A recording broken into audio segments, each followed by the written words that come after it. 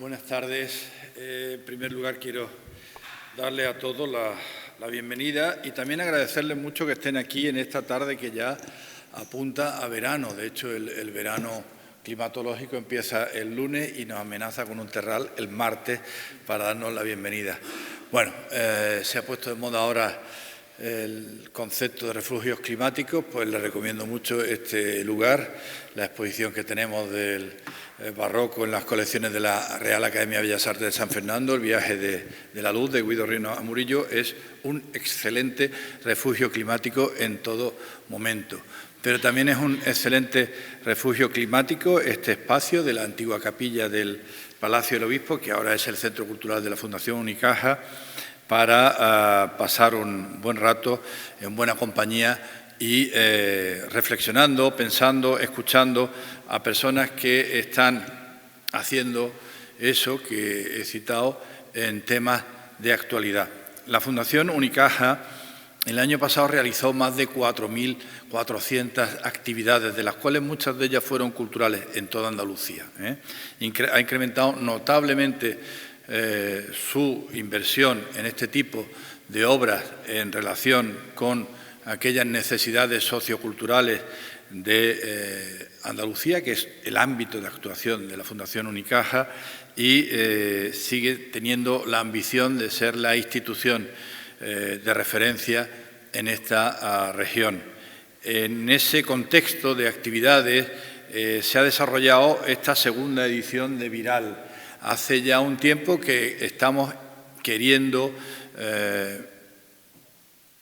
ofrecer al público andaluz, en este caso al malagueño, la posibilidad de escuchar, de debatir, de dialogar con las personas que más y mejor han trabajado, más y mejor saben sobre temas de importancia y de actualidad.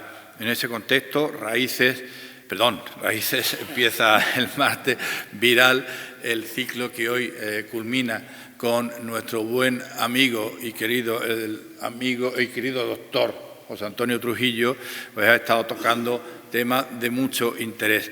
Evidentemente, si estamos hablando de temas de interés en la actualidad, no podríamos dejar de lado la inteligencia artificial. Ni siquiera su santidad el Papa ha dejado de lado el tema y ha presentado, pues no sé si ni siquiera hace una semana que ha presentado su encíclica Magnificat Humanitas.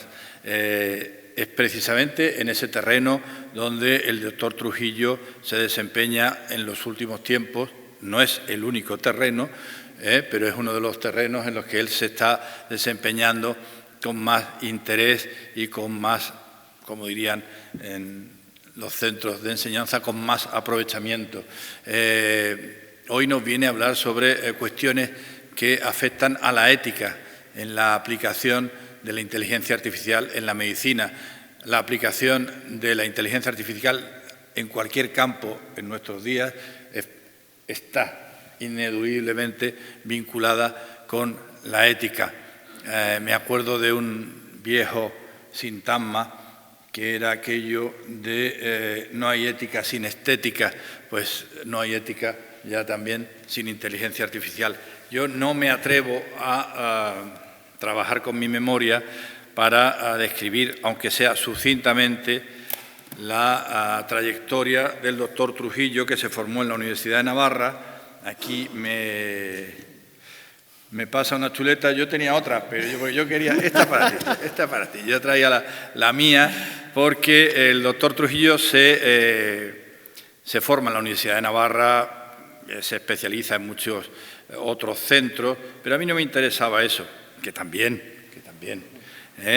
pero me interesaba más esa inquietud suya que lo convierte casi en una rara avis ya, porque es de esa especie de doctores humanistas en la senda de Marañón, que pasa por ser el epítome, el paradigma de ese tipo de doctores. Algunos habrá todavía, ya no los conozco a todos, pero es verdad que públicamente el doctor Trujillo, que es vicepresidente del Colegio de Médicos de Málaga, pues es muy conocido en Málaga porque es hiperactivo, entre otras cosas. Hiperactivo en su vida, hiperactivo en su profesión, hiperactivo en su presencia pública, porque además de de las publicaciones dominicales, que por cierto comparte con el presidente de la Fundación Unicaja aquí presente, con puntualidad exquisita y británica todos los domingos, pues aparte de esas colaboraciones, colabora con otros medios como la COPE, o incluso yo le he llegado a escuchar en Onda Cero, trabaja y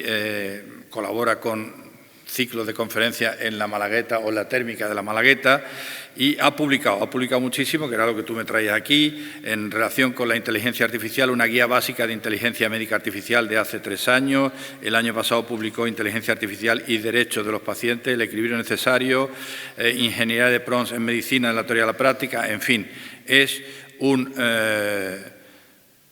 especialista en el asunto, crea el concepto de nativos inteligentes, no en mi caso, pero él lo ha trabajado. Y estaba buscando dónde está en esta pestaña lo de la literatura, José Antonio. Sí, eso me interesaba especialmente porque yo a él le conozco por un común amigo que es Manuel Fontán, el director de la Fundación March, que lo trajo aquí porque eran compañeros de... Y ya Manuel Fontán me advertía de su hiperactividad. Y él me regaló en ese tiempo un libro sobre, o en relación con su tierra, con la Carolina, una población de nueva colonización realmente estupenda. Pero hay muchas otras publicaciones. En este caso concreto que le mencionaba era la Italia de España, el ensayo sobre los viajeros románticos en las nuevas poblaciones en la época de Carlos III. Es también aficionado al fútbol. No hemos hablado nunca de eso, espero que sea del Madrid. Sí, por gracias. Ahora del Málaga también. Bueno, no, del Málaga somos todos. De la pretemporada, novela con el fútbol como protagonista, Lágrimas de papel, ensayo sobre el dolor y el sufrimiento humano, muy relacionado con su profesión, la medicina basada en el humanismo. Bueno, yo esto lo voy a llevar vosotros hoy, pero evidentemente inteligencia artificial sin ética y sin humanismo. El Cruciferario, una novela histórica sobre también algo muy vinculado con su tierra, como es la batalla de las Navas de Tolosa. Frío en la muleta, una novela coincidiendo con la dinastía torera de los Romeros en Ronda, donde también nos hemos visto en alguna ocasión, porque también tenemos ese defecto de ser aficionados a los toros, y bueno, una selección de columnas suyas que se llamó El Trujillismo, El Stock en Manhattan, una novela sobre la vida de García Lorca en Nueva York, o la Guía Básica de Inteligencia Médica Artificial, en fin,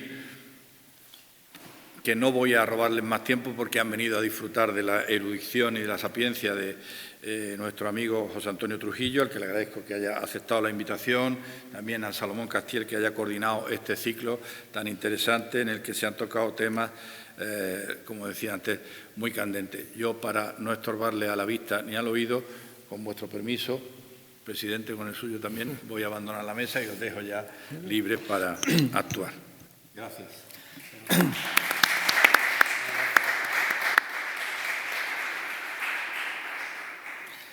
Muchas gracias, José María. Muchas gracias también a la Fundación Unicaja, que ha apostado por este ciclo decididamente innovador, como podía ser de otra manera, en el que hemos seguido la pista de la evolución de la IA y en estos meses en los que hemos puesto en valor a los ponentes que han pasado por aquí, nos hemos dado cuenta cómo la inteligencia artificial va a una velocidad de vértigo y conceptos que cambian continuamente. Como José María ha hecho ya la presentación de nuestro querido doctor José Antonio Trujillo, al que, bueno, todos los que hemos trabajado con él, he tenido la suerte de trabajar con él en varios ciclos, en este caso no tan científicos, relacionados con la cultura, en etapas de la térmica o en la Malagueta, hemos disfrutado de su compañía y nos ha sorprendido pues lo que apuntaba José María, que es una persona polifacética y muy hiperactiva y tremendamente inquieta, ¿no? De hecho, él nos hablará hoy de unas publicaciones que van a ser referencia en España y en Europa y que él está detrás, ¿no? Pero bueno, vamos a entrar en materia, José Antonio. Si me deja, Salomón, primero daros las gracias a la Fundación, a todos los que habéis considerado que en esta tarde, como dice José María, más que de primavera, ya de verano. Y gracias por vuestra generosidad, por compartir vuestro tiempo con nosotros. El tiempo es un bien preciado. Quiero darle también mucho las gracias a la Asociación Malagueña de Enfermos de Parkinson, que van a dar sentido esta tarde también a todo lo que vamos a hacer en inteligencia artificial. Ellos me han ayudado muchísimo y así que espero estar a vuestra altura. Y, por supuesto, a la Fundación Unicaja, que la considero una segunda casa. Salomón, José María, José Manuel, todos los de Fundación Unicaja son amigos y Salomón no solo es un referente de la cultura, no en Málaga, sino en toda España, es un buen amigo y yo lo que siempre me pida a Salomón, si puedo voy a estar. Muchas gracias, Antonio. Bueno, como te decía, vamos a entrar en materia. Siempre te has definido desde hace muchísimo tiempo, casi 30 años, como un médico con alma, ¿no? La primera pregunta es casi de cajón, ¿no? ¿La inteligencia artificial puede poner en peligro precisamente la rama humanista en los médicos? Indudablemente, pero ya le había puesto un poco la deriva tecnológica que llevamos mucho tiempo. No siempre tiene en las ciencias relacionadas con el hombre, el cuidado del hombre, como la medicina, la enfermería o otro tipo de disciplina, uno siempre tiene la tentación de caer un poco por la pendiente solo tecnológica, ¿no?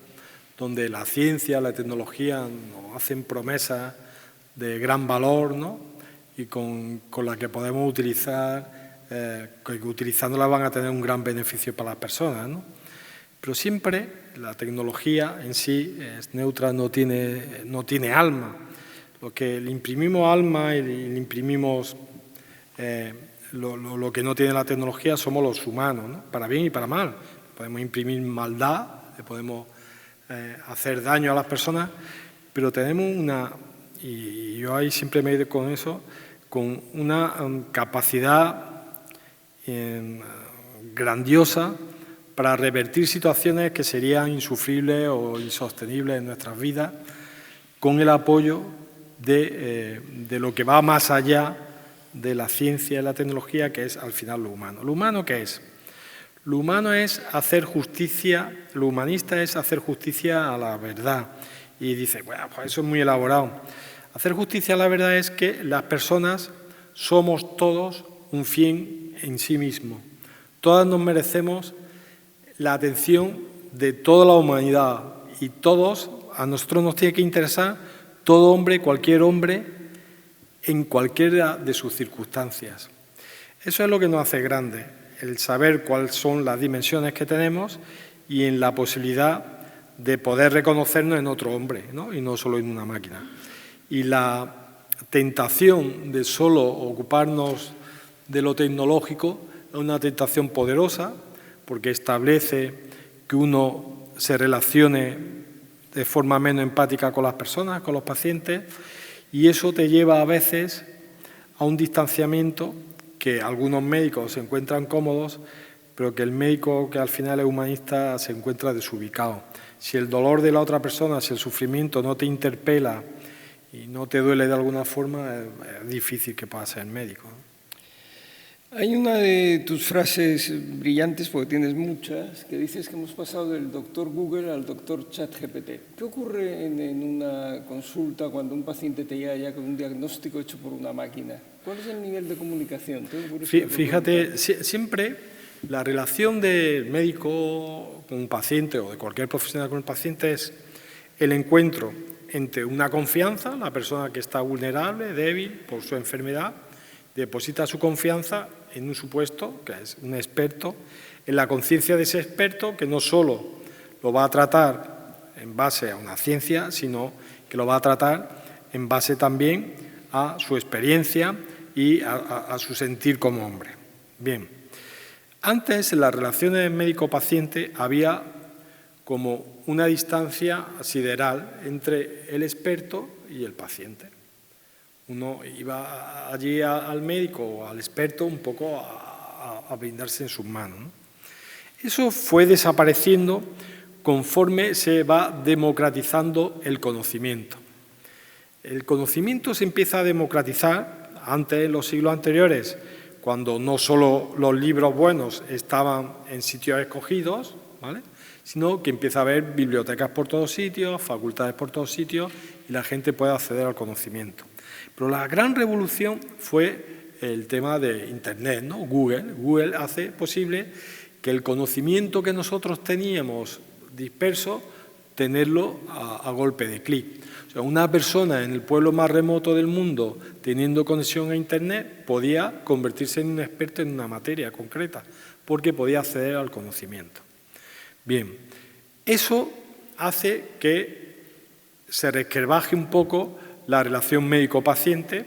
Entonces, cuando empieza Google, las personas traían sobre sus enfermedades o sobre sus síntomas información. Pero era una información generalista, era lo que llamaba el doctor Google. Eso al médico, que siempre le remueve un poco en su posición, ¿no? Le costó trabajo, nos costó a todos trabajo integrarlo, ¿vale? Que un paciente trajera información que incluso tú podías no saber. Bien, pero esa información era una información generalista. Voy a poner un ejemplo. Uno tenía, un familiar o alguien tenía un cáncer de mama y podía llevarle información precisa sobre el cáncer de mama en general. Pero ahora hay una nueva revolución, una nueva transformación que no es ya la web, sino que es la inteligencia artificial, donde ya se pasa del doctor Google al doctor ChatGPT que llamé por lo siguiente, porque ya no va a hablar de cosas generales, sino va a poder hablar sobre tu caso. Tú vas a poder subir tu historia clínica, tus imágenes, de hecho se puede a día de hoy, tú puedes consultarle, tus analíticas, todo, luego lo veremos, y él te va a dar una recomendación precisa. Os pongo un ejemplo. Hace no mucho, una paciente alemana viene con su marido arquitecto, una persona formada que utilizaba mucho inteligencia artificial, y ella había fracasado en una línea de quimioterapia y estaba un poco dudando qué quimioterapia le íbamos a dar en el siguiente ciclo. Él, por unas circunstancias de su mujer, sabía que el segundo ciclo iba a ser con unos fármacos que a su mujer no le sentaban bien y nos trajo propuestas derivadas de la inteligencia artificial, ajustadas al caso de su mujer. Al principio, cuando nosotros vimos aquella información, pues nos sentó, ¿no?, como diciendo, llevamos toda la vida tratando esto, no va a venir usted que es arquitecto a enseñarnos. Pero eso es un error, ¿no? Cogimos esa información, la estudiamos y tenía en gran parte razón. Entonces, el paso de doctor Google a doctor ChatGPT ha sido inmenso porque la información que te puede dar es sobre tu caso, no sobre el caso en general, ¿vale? Y eso introduce mucha potencia a la relación médico-paciente, pero reelabora otra vez los papeles médico-paciente, ¿no? Entonces, el médico tiene que ofrecer otro tipo de cosas que no ofrece la inteligencia artificial, que no es solo conocimiento. El médico introduce dos cosas que son muy relevantes, Salomón, y ustedes lo van a comprender todo. El conocimiento yo puedo saber mucho menos que ChatGPT, de hecho sé menos, y no pasa nada, afortunadamente. Pero tengo dos cosas que eso solo son humanas, que es la experiencia. Yo he tratado con pacientes y sé lo que pasa con determinadas cosas, eso es muy importante. Y luego, el humano es el único que puede dar sentido y finalidad a la actividad humana.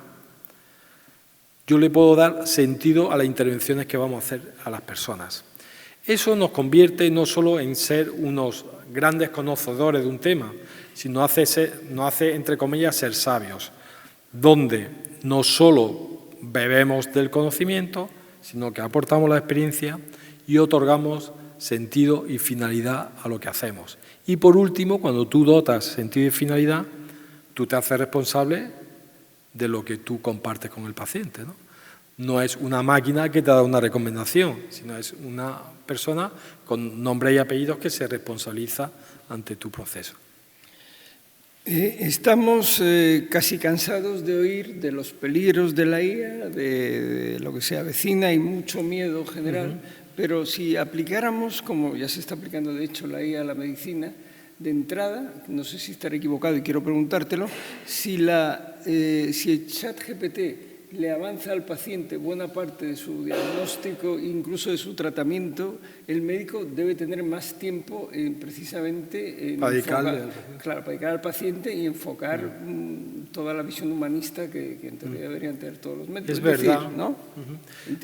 Fijaros, los médicos tenemos una obligación grave de estar lo más actualizados posible los temas en los que somos competentes, no en cualquier tema, ¿no? O en todos los temas, ¿no? Pero los que somos competentes tenemos una obligación grave de estar al día. Antes eso nos costaba mucho trabajo, y tener las publicaciones últimas sobre un tema, el tenerlas en tus dispositivos, el poder manipularla en el sentido de poder cruzar información, sacar conclusiones, buscar relaciones que no son intuitivas o relevantes de inicio.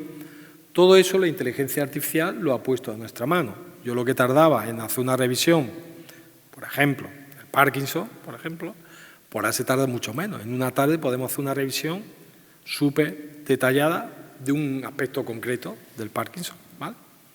Eso antes costaba mucho tiempo. Entonces, ¿cuál es la promesa de valor que nos dicen las empresas tecnológicas? Dicen, si nosotros le damos esa posibilidad de que usted puede tener la información mucho más rápido, usted va a tener más tiempo de calidad para dedicarlo al paciente. Pero eso es una supuesta consecuencia que tiene que haber, que todavía a día de hoy no la tenemos, pero la tenemos que tener. Si ahora nosotros acortamos los tiempos y eso va a significar que no le vamos a dar tiempo de calidad a las personas que acuden a nosotros, nos estaríamos equivocando, se lo estaríamos sustrayendo ese tiempo de calidad.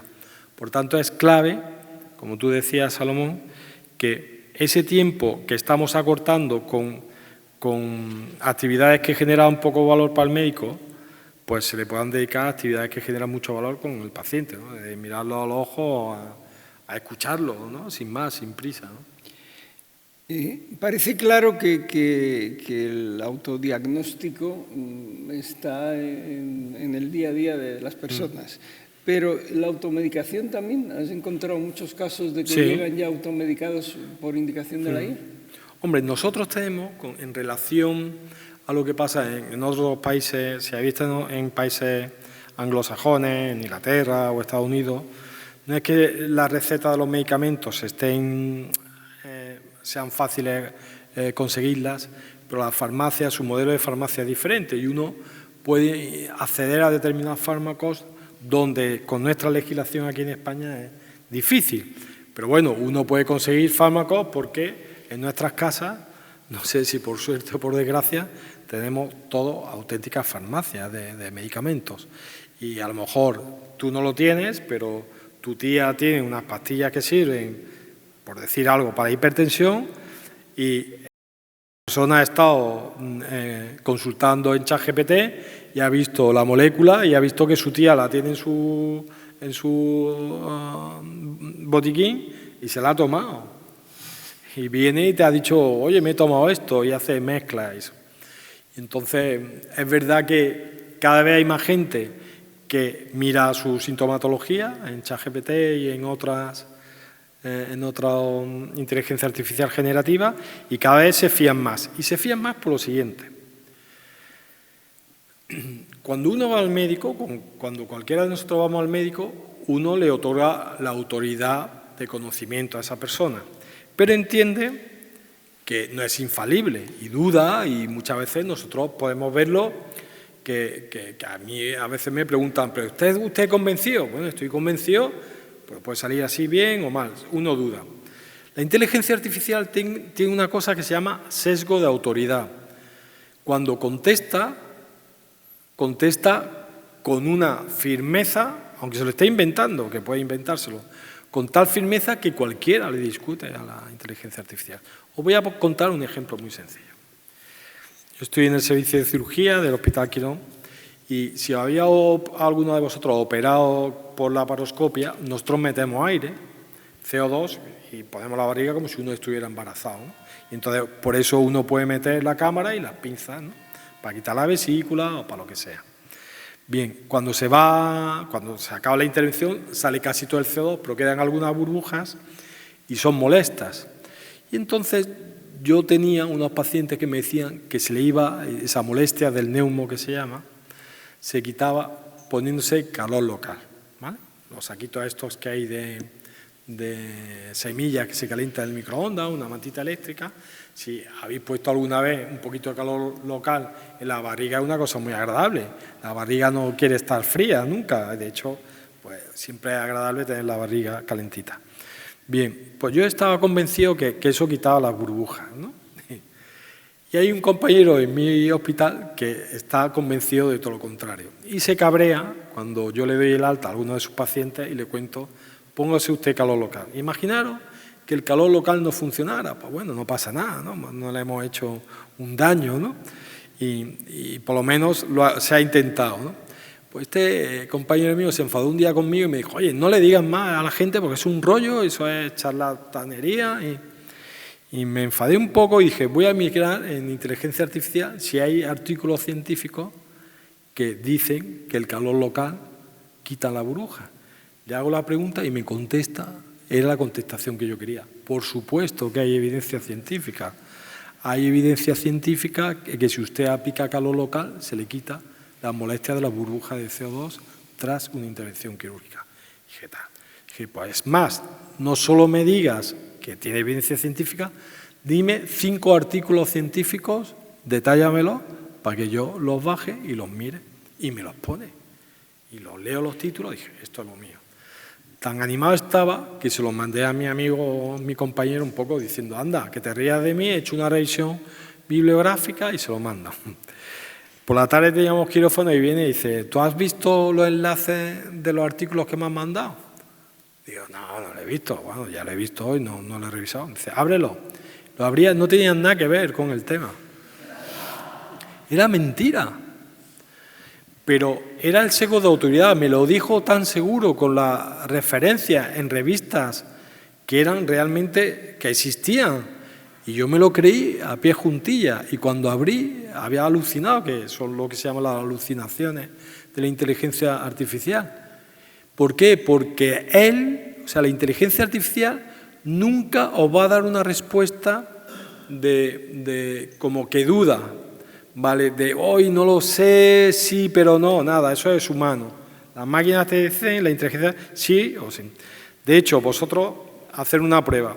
Imaginaros que os gusta escribir poesía.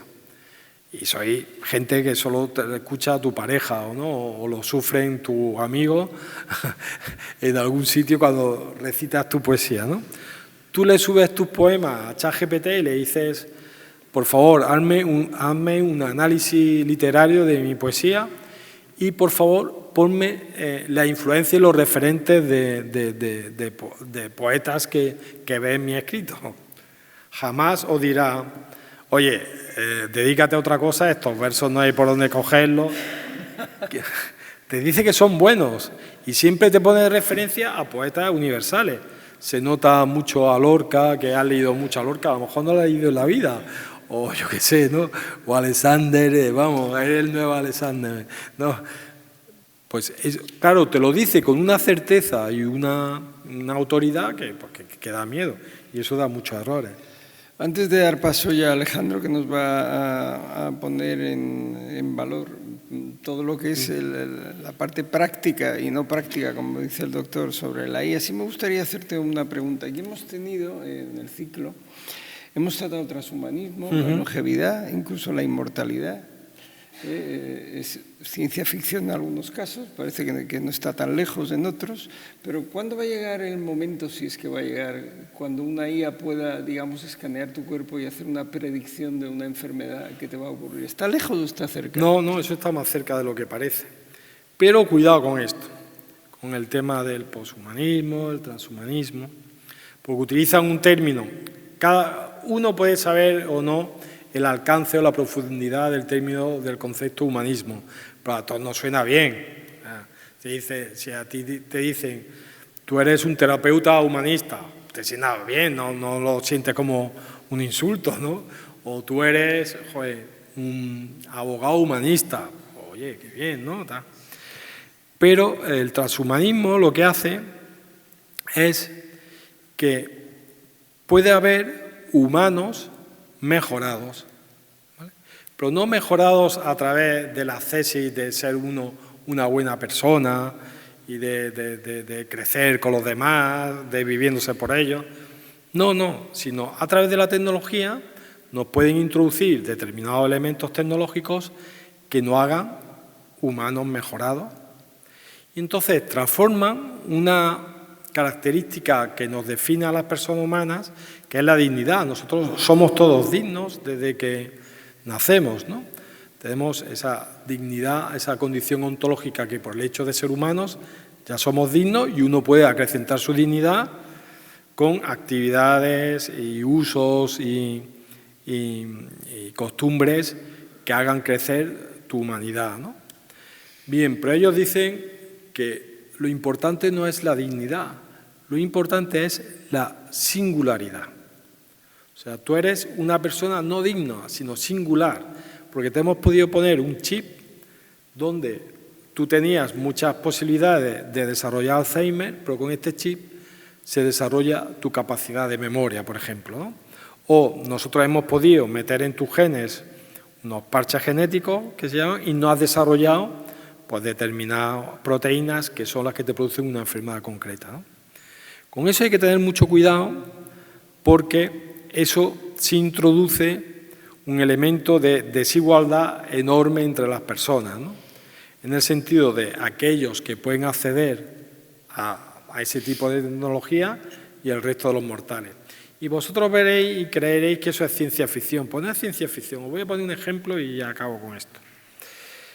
Sam Altman es el propietario de la empresa propietaria de ChatGPT que se llama OpenAI. Este es nuevo jerarca, no es que tenga millones, tiene miles de millones. Este señor, leí una biografía sobre él recientemente, este señor se casa con otro señor, ¿vale? Con otro hombre. Y deciden en un momento determinado que quieren tener hijos. Bueno, sabéis que en España y en el mundo occidental, dos hombres pueden tener hijos por la mediación de terceros, ¿no? Pueden ser semen de uno, pero con el óvulo de una señora y por fecundación, por técnica de fecundación in vitro, se puede generar un embrión y una mujer prestar su útero, lo que se llama útero de alquiler, y que se desarrolle un nuevo ser. Bien. Ellos dicen que no, que ellos tienen dinero suficiente y quieren hacer otra cosa.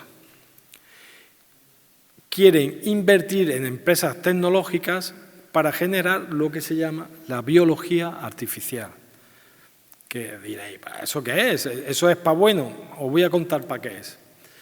Ellos dicen, yo no quiero un espermatozoide de un tercero ni un óvulo de una tercera.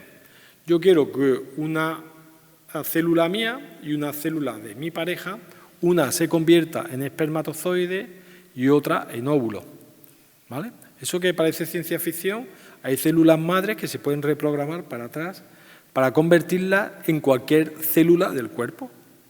Y bueno, pues eso puede ser bueno, esto es para fecundación, pero imaginaros para un tema neurológico, por ejemplo, ¿no? Pues sería bueno generar de una célula de la piel, sería bueno generar una neurona, ¿no? Bien. Entonces ellos dicen, nosotros vamos a invertir miles de millones en esas empresas para que de células madre se conviertan en las células que queremos, en los gametos que queremos.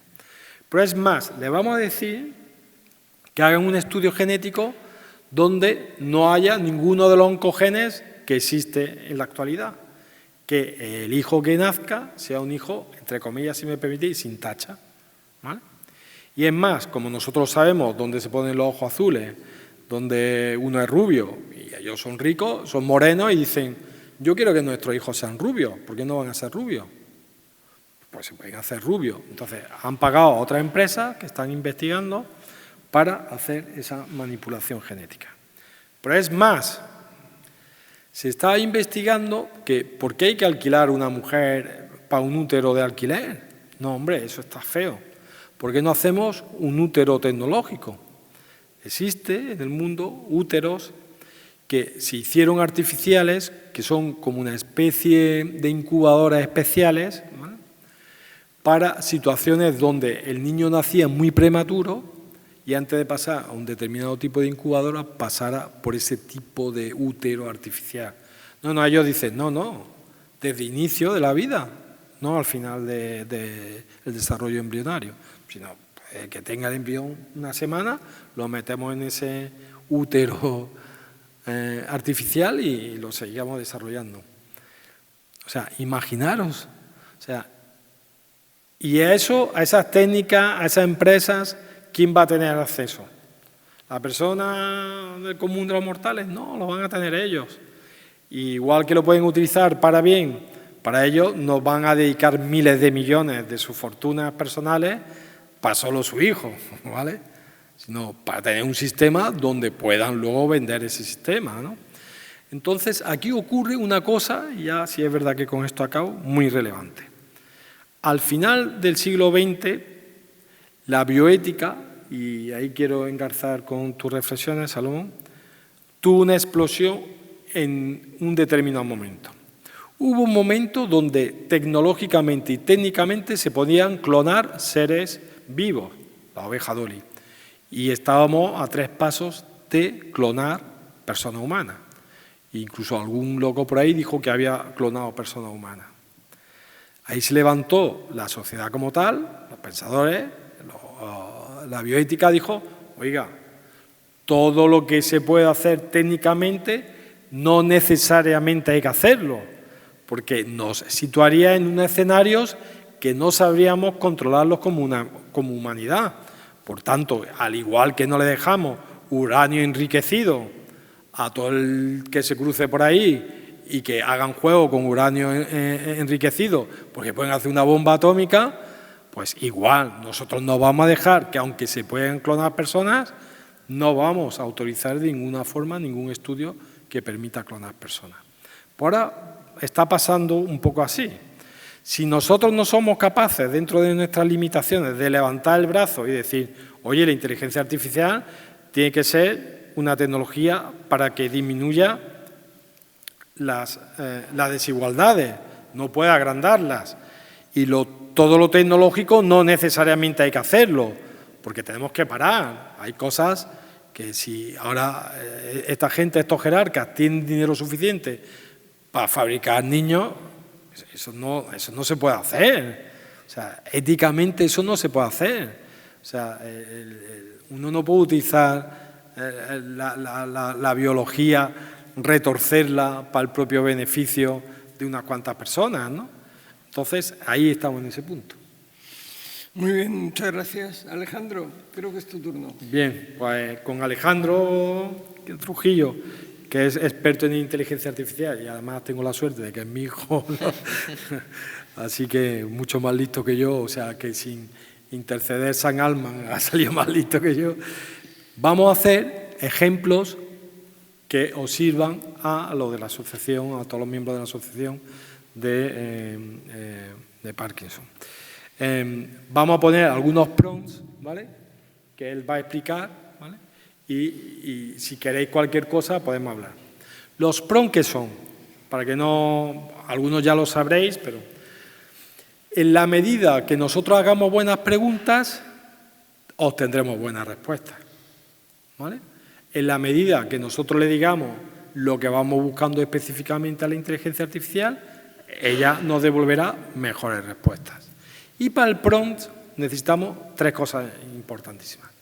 El rol de la persona, quien es el que pregunta, es diferente. Una persona que no sea experta, imaginaros que yo pregunto sobre física nuclear y digo que soy un experto en física nuclear. Me dará una respuesta diferente que si yo digo que soy un neófito en la física nuclear. Eso, una parte importante.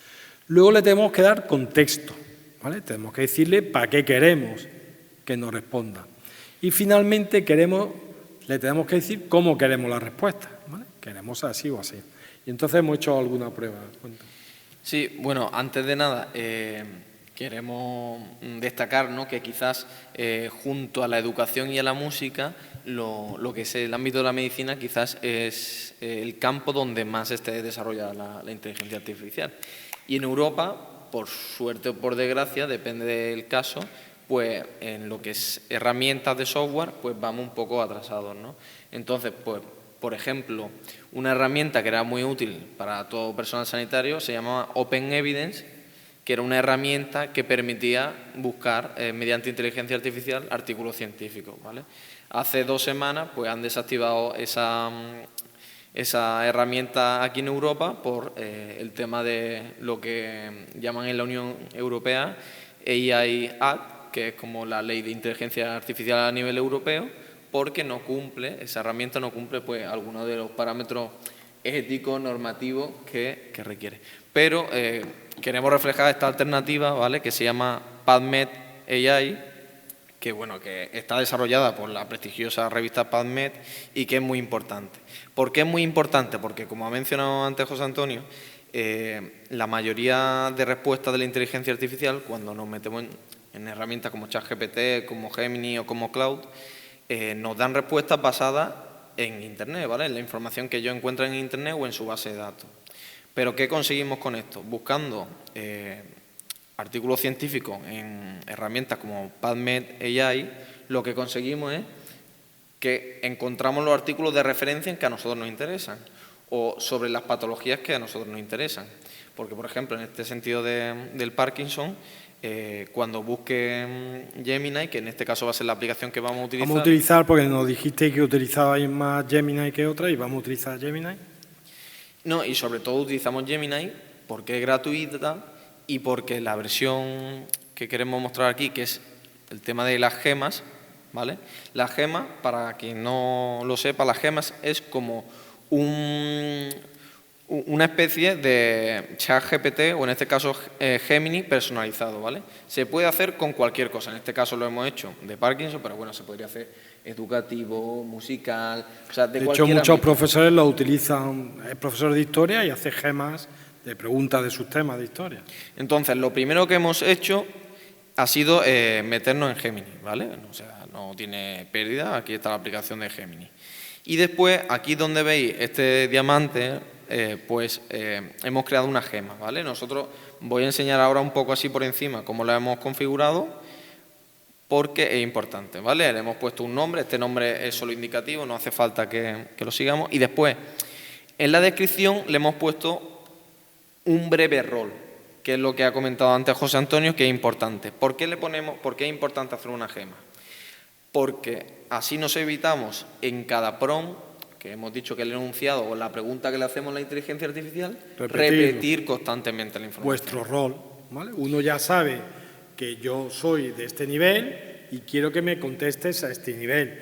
Yo no soy un investigador básico de Parkinson, por ejemplo, ¿vale? Bueno, entonces hemos puesto que es un asistente de apoyo para asociaciones de pacientes con Parkinson, que ayuda a preparar consultas, ordenar síntomas, revisar dudas sobre medicación, diferenciar un medicamento de marca o genérico, ¿vale? Y después, como la inteligencia artificial tiene mucho que ver con la medicina, en el sentido de que nosotros cuando vamos al médico, cuanta más información le demos, pues mejor y más fidedigna va a poder ser la respuesta del médico, porque más conocimiento va a tener, ¿no? Pues nosotros aquí le hemos detallado, pues hemos hecho un prompt largo, porque puede parecer un poco tedioso, pero es importante que a la hora de configurar la gema nos esforcemos, porque va a ser la máquina, ¿no?, el mecanismo que va a configurar los algoritmos que nos den una mejor respuesta, ¿vale? Una puerta de entrada clave. Si la puerta de entrada la hacemos rápida y eso, pues vamos a tener una entradita para entrar y salir. Pero si configuramos una entrada bien hecha, que merece la pena de inicio, pues nos va a dar muchas posibilidades, como vais a ver ahora. Y después, una de las partes más importantes, que es la que hemos mencionado anteriormente, es, yo aquí he subido 4 documentos de referencia, ¿vale? Os lo enseño así por encima, ¿vale? Los documentos, ¿vale?, son algunos documentos de referencia.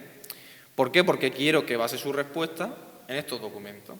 Imaginaros que vosotros tengáis documentos de referencia en vuestra propia asociación, de terapia, de acompañamiento, todas esas se pueden subir. O documentos que hayan elaborado ellos. O documentos vuestros, guías vuestras, sí, dime. Informes médicos. Oye, interrumpir las veces que haga falta. Sí, claro, por supuesto. Espérate, que te van a dejar el micro. Que te van a dar el micro. Ese es más fácil. Que esto lo hemos hecho para que os sea útil.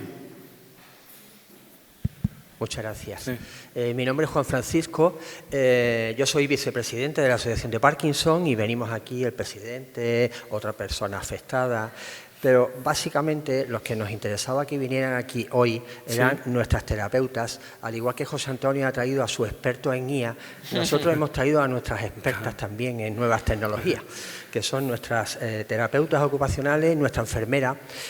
Nosotros en la asociación desde hace casi dos años estamos elaborando unos informes que hacen nuestras enfermeras y nuestras terapeutas, informes de inicio a los pacientes, a las personas afectadas que llegan a la asociación, para que estas personas cuando vayan al médico, a su neurólogo, lleven ese informe sanitario concreto, específico sobre su situación. Entonces, ahora mismo quería interrumpir para deciros un poco lo que estamos haciendo ya.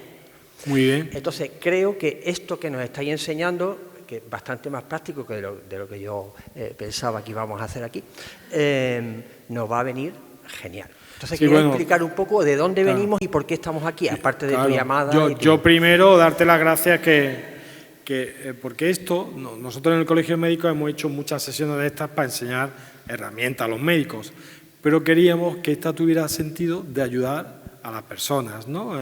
Que no fueran expertos, ¿no? Y he de decir que vosotros, nos habéis ayudado mucho y tu equipo, la enfermera, las terapeutas, de inicio nos pusimos en contacto y vamos a intentar responder a algunas de las cosas que nos dijisteis, ¿vale? Y daros herramientas para que os ayude. Dime. Sí, y quiero aclarar que los médicos, los neurólogos, están contentísimos con nosotros. Hombre, es que imagínate cuando te llega... Que no me estoy echando flores, no estoy echando flores a la asociación. Yo te lo digo como médico. Que estamos haciendo una labor estupenda. Claro, porque ayuda al final es sumar. Otra cosa, y te lo digo no por vuestra asociación, pero a veces viene gente un poco como a fiscalizar, como a ver si te pilla, pero cuando tú ves que la persona viene realmente a aportar, pues el primer beneficiario es el médico, está encantado indudablemente.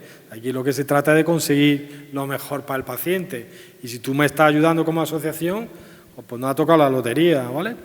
Vamos a seguir un poquito más para adelante. Sí, la respuesta, o sea, los enunciados, ¿vale?, se van a estructurar en 4 simples pasos. Son el contexto, un caso ficticio. Por favor, nosotros aquí hemos puesto, esto es muy importante, nosotros hemos puesto nombre para que se vea aquí que es una persona concreta, pero no metáis nunca, ¿vale? Los nombres, porque es información sensible, ¿vale?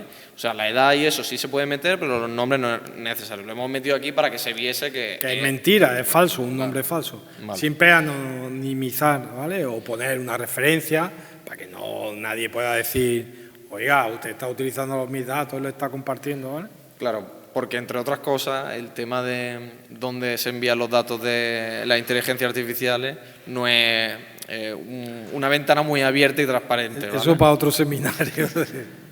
Vale. Entonces nosotros hemos metido este prompt, ¿vale?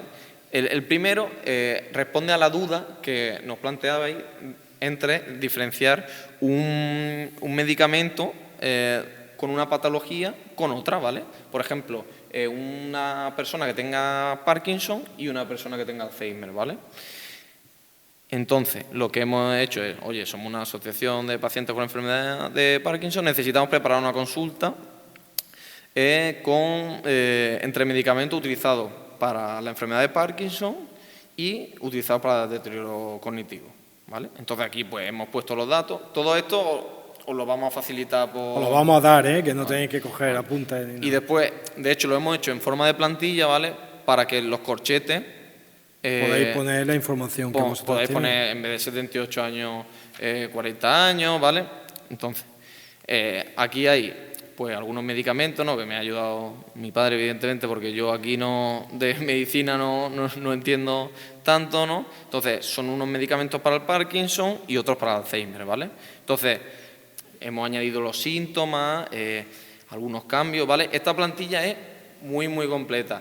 Normalmente, y en otro Luz, que está aquí también, lo puede atestiguar, normalmente no solemos hacer enunciados o preguntas tan largas, pero cuando son cosas de salud, más bien es prevenir y curarse en salud, nunca mejor dicho, ¿no? Y darle la máxima información posible. Que de todos modos, que no siempre tenemos toda esa información, pues suprimimos esa información y seguimos con la información que tengamos, ¿vale? Entonces, ya lo hemos probado, ¿vale? Porque aquí este tipo de cosas siempre hay que probarlas, porque después no te sale la conversación y te queda un poco aquí esperando a que cargue el wifi, ¿vale? Entonces nosotros hemos metido ya lo que es la pregunta, ¿vale? No os asustéis que no lo vamos a ver todo. Eso lo utilizaréis vosotros luego para vosotros. Vale. Entonces hemos metido la pregunta y lo hemos hecho con el modelo Flash, ¿vale? Que es que este es gratuito y este nos va a dejar siempre, no tiene ni límite de uso, nada. No hay que pagar, no te va a poner en espera, vale. Entonces, nos da el siguiente contexto, ¿vale?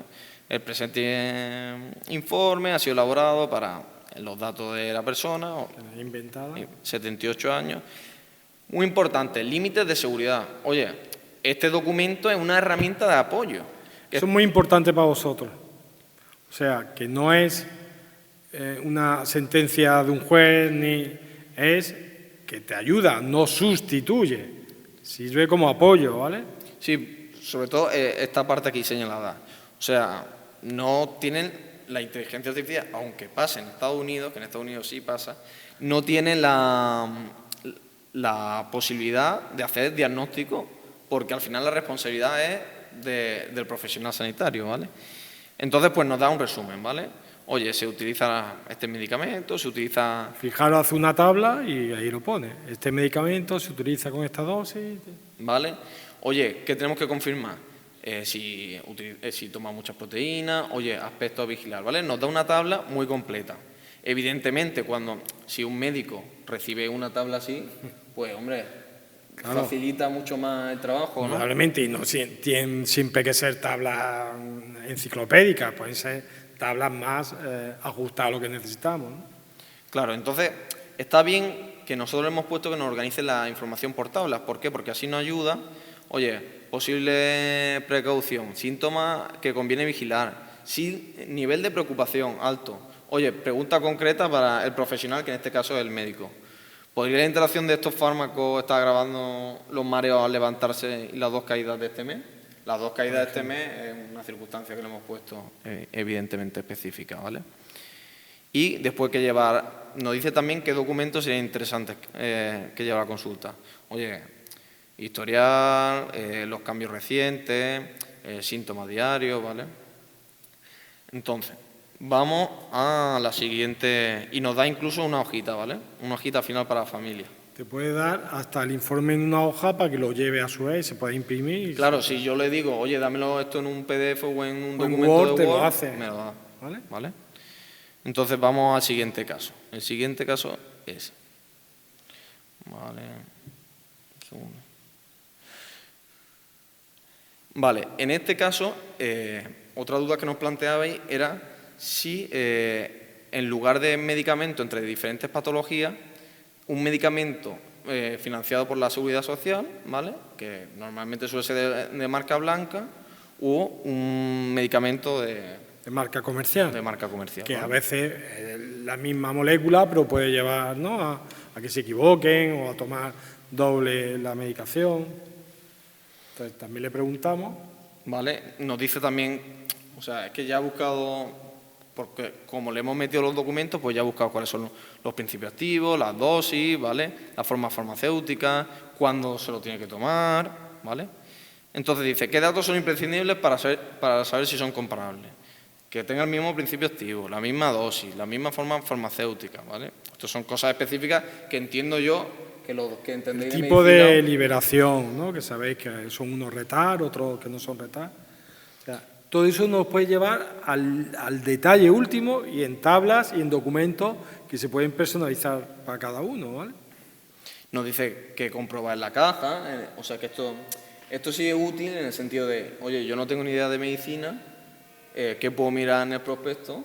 A ver. De hecho, a veces se pueden hacer, yo a veces hago pruebas en el hospital, hay una estantería y digo, necesito, yo qué sé, voy a poner un antiinflamatorio y no sé los que hay, le hago una foto y me busca dentro de la foto que tenemos allí en el botiquín, me busca el que puede ser compatible. Y mira, y Y después terrorífico, ¿eh? Una cosa no, para bien. relevante también es, oye, ¿qué preguntas le tengo que decir de la farmacia, ¿no? Eso. Oye, este nuevo medicamento se lo tengo que dar la misma dosis, en el mismo horario, tiene la misma forma farmacéutica, ¿vale? Entonces él ya nos va, existe alguna diferencia relevante, ¿vale? Entonces él ya nos va guiando, ¿vale? Los fármacos no los voy a descubrir yo a vosotros, que lo sabéis de primera persona. Los fármacos en los trastornos neurológicos son claves. Las dosis, el conocerlos bien, no confundirse. No es que yo me haya tomado naproxeno en vez de ibuprofeno, ¿me entendéis, no? Que no pasa, entre comillas, nada, ¿no? Aquí, si uno se toma uno confundido, puede tener otro tipo de consecuencias, ¿no?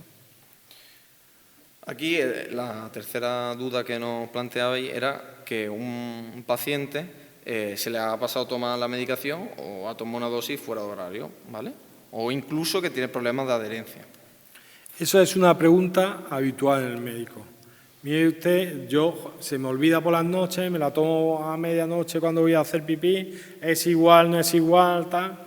Pues nosotros le podemos hacer un argumentario de qué pasa, cuándo se lo puede tomar, sin tener que volverse loco de estudiar todos los prospectos, ¿no? La inteligencia artificial lo hace al segundo, ¿no? Claro, hay una cosa relevante en todas las respuestas, ¿vale?, que es la repregunta, ¿vale? Normalmente, la primera respuesta que nos da la mayoría de inteligencias artificiales nos sorprenden a lo mejor por la extensión, por lo bien elaborado que está, pero muchas veces, por ejemplo, como aquí, nos especifica, oye, el medicamento que se ha olvidado tomar es de una marca específica o es de una marca blanca. ¿Por qué? Porque eso seguramente no, José Antonio. También influye, claro. Normalmente uno quiere, y más en este tipo de medicamentos, sobre todo en las que son novedades terapéuticas, quiere el de la marca, ¿no? ¿Por qué? Porque es el que... Entonces a veces eso confunde y siempre es bueno el poder preguntar en ese segundo. A veces una de las desesperaciones mayores que tiene, y vosotros lo viviríais ahí en vuestro día a día, es cuando uno tiene una duda relevante sobre la medicación y no puede acceder al profesional. Muchas veces no es sencillo, no lo voy a contar, ¿no? Entonces, aunque, hombre, intentamos estar a tiro de todo, pero muchas veces hay muchas personas que no pueden acceder a nosotros, ¿no? Claro, ahora esa frontera se ha pasado con la inteligencia artificial. Podéis preguntarle inmediatamente. Sí, dime. Cortar las veces que entendáis y preguntar. ¿Sí? A ver. Ahora. Voy a interrumpir otra vez. No, todas las veces que tú quieras. Con todo lo que estáis comentando, ahora comprendo por qué te has puesto en contacto con nosotros, con la Asociación de Parkinson, porque explico un poco para el que no conozca, el Parkinson, el tratamiento de la enfermedad de Parkinson es súper complejo. Muy complejo. Muy complejo, por todo lo que estáis comentando, claro, esos son casos prácticos que han pasado nuestras terapeutas, porque no hay dos pacientes iguales. En la provincia de Málaga hay más de 7.000 pacientes de Parkinson. No hay dos, más de 7.000. No hay dos iguales. Entonces, esta herramienta vamos a utilizarla. La idea, antes nosotros teníamos muchas limitaciones, creedme, porque hay 7.000 pacientes, que no lo sabía cuánto eran. En la provincia de Málaga. Y en la provincia, y tú sabes seguro, mejor que yo, que hay pocos neurólogos. No hay muchos neurólogos, y a veces cuesta un trabajo acceder a ellos, la lista de espera, incluso en la privada, que yo trabajo en la privada. Y creerme que uno pueda tener con confianza, que pueda hacer consultas de este tipo y tener la certidumbre de que se confunde no nada, sino casi nada, es impresionante, ¿eh? A nosotros nos preguntan casi a diario estos temas que estamos tratando aquí. La interacción de medicamentos. Bueno, aquí estamos yendo un poco rápido, pero cuando lo mandemos, que yo lo mandaré a vuestro correo, al que tengo vuestro, ya veréis, bueno, todo el procedimiento que se puede hacer. Quiere hablar nuestra enfermera. Va a hablar Adriana, que es nuestra enfermera. Claro, por supuesto. Venga. Sí, ¿suena así? Sí. Si suben su medicación, les dice los efectos secundarios y los signos de alarma que tienen que tener en cuenta. Mira, es más, lo que pasa es que aquí lo hemos querido hacer genérico, ¿vale? Tú le haces fotos, yo le digo a veces a pacientes, hazle fotos a lo que estás tomando, ¿no? Y le digo que me la mande, porque a lo mejor él no sabe utilizar la inteligencia artificial, pero vosotros sí. Y yo le puedo consultar directamente sobre las fotos de eso y acierta, te dice. Aquí si son fármacos de aquí, de Europa o Estados Unidos, no sé si son fármacos de China, que no sé cómo son los fármacos chinos, pero bueno, los principios activos. Pero los que nosotros manejamos, yo de hecho, a veces hay fármacos de especialidades que yo desconozco y le digo a los pacientes, porque siempre es sobre todo interacciones, ¿no? Que muchas veces, oye, mira, existe esta interacción y me dijo mi cuñada, tal, mándame la foto de los dos. Le pregunto y le digo, hazme una tabla además de si pueden ser, si no pueden ser. Ahora hay una cosa, antes, cuando yo estudiaba medicina y al principio de trabajar, casi nadie era alérgico a la lactosa, ni al gluten. Ahora no sabéis cuánta gente hay. Y a veces me preguntan, antes la pregunta terrible siempre a nosotros los médicos era si en el embarazo y la lactancia se podía tomar, cuando antes había mucho embarazo y mucha lactancia. Ahora que hay menos, te preguntan menos, ¿no?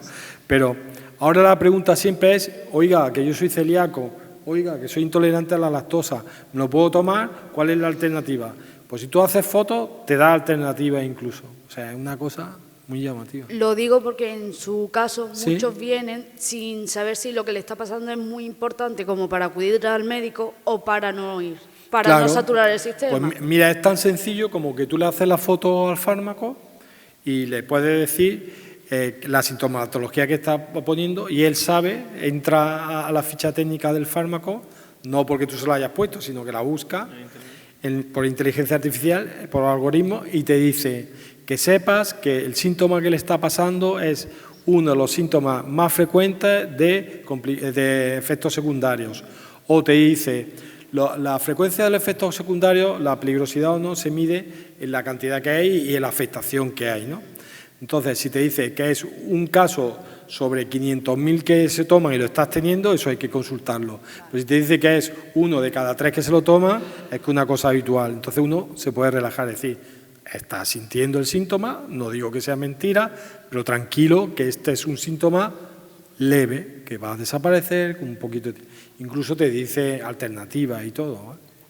De hecho, se me ocurre que si son dudas muy frecuentes, como estáis comentando, además de compartir lo que son los enunciados, los prompts, podemos compartir directamente la gema con vosotros, ¿no? Que ya va a ser más sencillo, ¿no? Y ya vosotros podéis modificarla ya también te digo, libremente. podéis poner fotos, lo que queráis, ¿no? Otros documentos que ellos quieran Otros subir. documentos vuestros que podéis.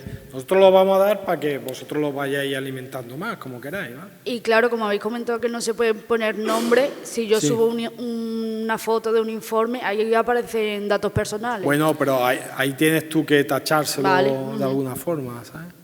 O ponerle una pegatina, o hacerle una foto con una de esas. Hombre, vamos a ver, pasar como pasar no pasa nada, porque lo utilizas para ti. Pero, hombre, tú estás alimentando que un día hablaríamos de los datos. ¿Dónde van esos datos, vale? Sí, bueno, en torno a así broma, nosotros tenemos familiares que lo hacen con la declaración de la renta, ¿vale? Entonces, pues hombre, pues ellos tapan los datos sensibles, ¿vale? Pues aquí lo mismo, o sea, habría que evitar pues los datos identificativos, ¿no? Que son los... Mira, de hecho, ahora las aseguradoras sanitarias tienen herramientas de inteligencia artificial para decir que tú no tenías, yo qué sé, ningún antecedente personal, que estabas sano e impoluto, ya encuentran en informes tuyos y eso por ahí, que tú tenías diabetes hace 20 años y no lo has contado, ¿no? O sea, cosas de esas. ¿Cómo vamos? Bien, no sé si... Bueno, vamos a hacer alguna más, ¿vale? Porque como lo vamos a dar, pero para que veáis la potencia de esto, ¿vale? Pongo alguna más de las que nos pidieron. Sí. Esta última... Todo esto lo hemos puesto en formato, le podemos pedir formato chulísimo. Y de hecho, vamos, te lo hace, por no recargar, ¿no? Sí, mira, esta vamos a probar, ¿vale? Para que veáis que no lo hemos modificado, vamos a probar a copiarle y pegarlo, ¿vale? Esta va sobre terapia ocupacional, fisioterapia, enfermería, logopedia, psicología, ¿vale? Entonces, copiamos. Eso lo tenéis en un Word, ¿vale? No hace falta, que nosotros aquí lo hemos hecho muy extenso, ¿vale? Pero no hace falta que... ¿Vale? Entonces copiamos y se lo vamos a meter. Y se lo metemos a Gemini, como un prompt. ¿Una pregunta? Vale, lo copié y lo he pegado, no he hecho nada más, ¿vale? Normalmente solemos traer este tipo de cosas ya copias y pegadas porque, bueno, no se sabe lo que va a tardar aquí cargando, ¿sabes? Bueno, fijaros, esta que no es muy potente, pues fijaros, ¿no? Rápidamente, en unos segundos, ha contestado. Identificación del tipo de informe, coordinación con neurología o atención primaria, de información para familia, ¿vale? Fecha de junio, diagnóstico, enfermedad de Parkinson diagnosticada hace 7 años. Eso es un informe que os damos a vosotras para que lo tenga el paciente, ¿vale? Claro. En el momento actual, veis aquí todos los corchetes son cosas que se pueden renovar, ¿no? En este caso específico que hemos puesto, ¿vale? Se constata, para el tema de fisioterapia y movilidad, se constata una marcada lentitud motora, acompañada de alteraciones en el equilibrio estático y dinámico, ¿vale? Para terapia ocupacional, para logopedia, para enfermería, para psicología. Te abre campos. Entonces, y te hace una propuesta, ¿vale? Dice el plan de atención, número de sesiones, frecuencia, tipo de intervención, material utilizado, qué tienes que seguir en la evolución, qué recomendaciones, o sea, es muy completo, evidentemente, ¿no? Nosotros lo estamos viendo así rápido porque, evidentemente, tampoco queremos abrumar aquí a la gente. Aspectos que convienen comunicar al equipo médico. Oye, pues que ha habido un incremento en el número de caídas, que ha habido atragantamientos ocasionales y ya está. Y aquí te hace una conclusión, ¿vale? Pero, como hemos dicho anteriormente, esta conclusión nunca sustituye al criterio médico. ¿Tiene alguna pregunta más? Sí, antes has comentado que se puede hacer en cualquier formato, pedirle que lo haga de tabla o etcétera, ¿no? Si nosotros le subimos, por ejemplo, nuestra plantilla de informe que ya tenemos, ¿te lo pone en esa misma plantilla? Si queréis, exacto. Lo que pasa es que lo hace de la siguiente manera. Imagínate que nombre, edad, ¿vale? Y tú se lo subes en Word. Te lo va a devolver en este formato, ¿vale? En este formato que es, o sea, tú puedes leer el texto, pero no es un documento. Al final tú lo puedes copiar, pero no es un documento. Entonces, una vez te haya dado la respuesta, lo único que tienes que decirle es, quiero que me lo pase a Word. Y te lo pasa... Y en este formato, claro, y te lo pasa tal cual. Sí, pero me refiero, le subo la plantilla en Word y le digo, ahora hace eso mismo, rellenándome en ese formato, esta y te lo hace. Vale, y mantiene los colores Te y mantiene todo tu eso. formato y rellena tu formato. Vale, perfecto. No le enseñéis mucho o si no sobra uno. Casi es más rápido, que al final son 2 horas de Claro, evaluación. mucho trabajo de... Mira, ¿hay otra pregunta? Que tampoco quiero robaros mucho tiempo y luego aquí hay una señora. Sí, dime. 2 temas para concluir. Una, vamos a tener más dudas cuando nos pongamos a trabajar con esto. Claro. No sé a quién podemos acudir y quién nos puede ayudar. Hombre, nosotros vamos a ayudar sí o sí. Muchas gracias. Porque igual que vosotros nos habéis ayudado a nosotros vamos a ayudar. Eso no os quepa la menor duda y un día nos juntamos con vosotros. Estupendo. Y os damos, hombre, esto era un poco abierto, ¿no? Pero os enseñamos a...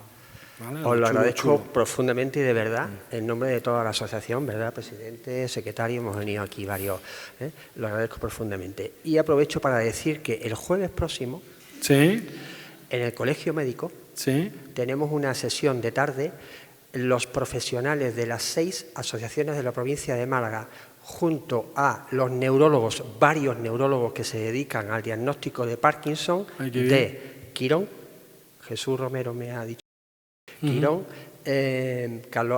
Regional Universitario y Virgen de la Victoria. Qué bien.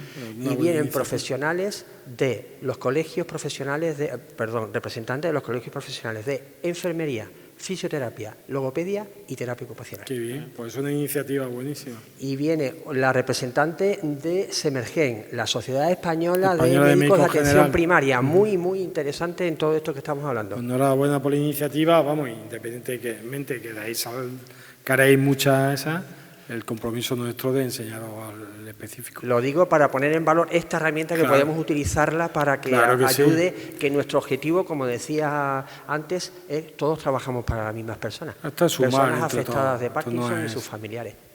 Y había otra pregunta y yo creo que con esto nos concluimos para no robaros mucho tiempo. Buenas tardes. Buenas tardes. Yo me llamo Francisca Sánchez Jiménez. Estoy jubilada, pero he sido catedrática de Bioquímica y Biología Molecular de la Universidad de Málaga. Qué bien. Y jefa del grupo de CIBERER dedicado a las enfermedades raras y de un grupo que tiene una parte experimental y otra que es bioinformática. Por tanto, mis bioinformáticos están muy cerca de aquí. Y mi impresión, no sé si la comparte usted, pero es verdad que tenemos que adelantarnos en lo que es la bioética del uso de todas estas cosas, porque puede llegar a ser muy, muy peligrosa. Pero yo, a día de hoy, yo creo que la inteligencia artificial reúne datos, mastica datos, pero no inventa. Porque no inventa. No inventa, o sea, no avanza. Sí. No avanza da información emergente. Tú dices que hace como un poco de refrito de lo que ya existe, ¿no? Eso. Un poco, ¿vale? Entonces, un humano tiene que, de esa información emergente, a palo seco, tiene que crear las nuevas hipótesis para nuevos proyectos. Pero de momento no inventa. Claro. Que algún día sea capaz de ella sola hacer una hipótesis de trabajo, no digo que no, pero a día de hoy no. O sea que lo que pasa es que hay que trabajar para que esa bioética crezca y haya cosas que no se deban de hacer en beneficio de la humanidad, digamos. Pues bueno, se nota que usted... O de los proyectos de la humanidad. Y después quería decir otra cosa. Dentro del campo de la bioética, usted mismo ha dicho que se equivoca, que la IA se equivoca y que de pronto sale por los cerros de Úbeda. Las alucinaciones que se llaman. Esas alucinaciones en un caso médico que pueda llegar a ser grave, ¿quién es el responsable? El que teclea, el enfermo que teclea y saca el informe, el médico que no lo ha mirado. Pues yo eso lo voy a decir ahora, como dice la ley, ¿no? Que no. Bueno, agradezco muchísimo su intervención y se nota que, bueno, que usted trabaja o ha trabajado durante mucho tiempo en este tipo de cosas. Y tiene razón en una cosa que, claro, uno tiene la sensación que a lo mejor la inteligencia artificial no avanza en proponer hipótesis, pero créame que eso era al inicio. Eso ahora se está desarrollando a un nivel que le digo, por ejemplo, en enfermedades raras en las que usted ha trabajado. Está encontrando relaciones que nosotros o los equipos de investigadores que llevaban tiempo en eso no alcanzaban a ver porque no tenían la capacidad de cruzar tanta cantidad de datos como se puede ahora cruzar. Nosotros hemos llegado a cruzar datos de 5.000 pacientes y hicimos un mapa de donde se localizaban en el genoma humano las mutaciones que daban origen a las enfermedades raras y qué relación tenían, que se cruzaban mucho los genotipos con los fenotipos, los síntomas con los fallos genéticos. Y, hombre, yo hace 8 años que me jubilé. Imagínese ahora la capacidad que tiene de análisis. Tanto es así que para el desarrollo de nuevos medicamentos, las Big Pharma, que son las que tienen la pasta para buscar medicamentos huérfanos y cosas, están gastándose lo que no hay en herramientas de estas de análisis para encontrar relaciones y formular hipótesis que de inicio a nosotros ni se nos ocurrirían, que no mezclábamos. De hecho, en enfermedades raras se está gastando mucho dinero para que se desarrollen algoritmos que interrelacionen cosas que no se nos ocurrirían. Es verdad que la capacidad de análisis al principio era una, pero ahora créame que nos echamos a temblar. Luego, hace poco estuve yo en una reunión en Madrid, en una escuela de negocios muy buena que es el IES, y nos decían que una de las potencias nuestras como Europa, más que Estados Unidos, como decía Alejandro, nosotros ya vamos tarde en el tema de desarrollar la tecnología. Ya nos va a costar la misma vida estar al nivel de Estados Unidos o de China, ¿no? Pero nosotros tenemos una potencia muy grande, que es que nosotros tenemos mejor recogidos los datos clínicos y médicos de los ciudadanos europeos, mejor que ninguna región en el mundo, ni chinos ni americanos, y las grandes empresas tecnológicas de Estados Unidos se matan por tener nuestros datos. O sea que eso es una potencia, lo que decía. Y luego, ¿quién tiene la responsabilidad final? La ley europea la ha dejado claro. El responsable último de una terapia es el médico. Es el médico. O sea, no se puede hacer responsable a una máquina ni un algoritmo. Pero una cosa, el médico sí se puede fiar de las recomendaciones que da esa máquina. Y él puede defenderse que pudo cometer su error porque fue mal asesorado por un algoritmo. Y entonces también hay parte de responsabilidad en la empresa que desarrolla. Pero el último responsable de cualquier decisión sobre la terapia o el diagnóstico de una persona es el profesional que firma con nombre y apellido. O sea, existe ese derecho, el derecho ese punitivo contra el profesional, con nombre y apellido. Y luego yo podré decir que estoy en Quirón y me dieron un programa que no estaba bien testado, que Quirón no me lo enseñó a utilizarlo bien, yo luego me podré defender, pero el responsable último es el médico. O sea que por un lado una ayuda y por la otra puede ser un peligro. Claro, por eso es tan importante la supervisión humana, por eso es tan importante.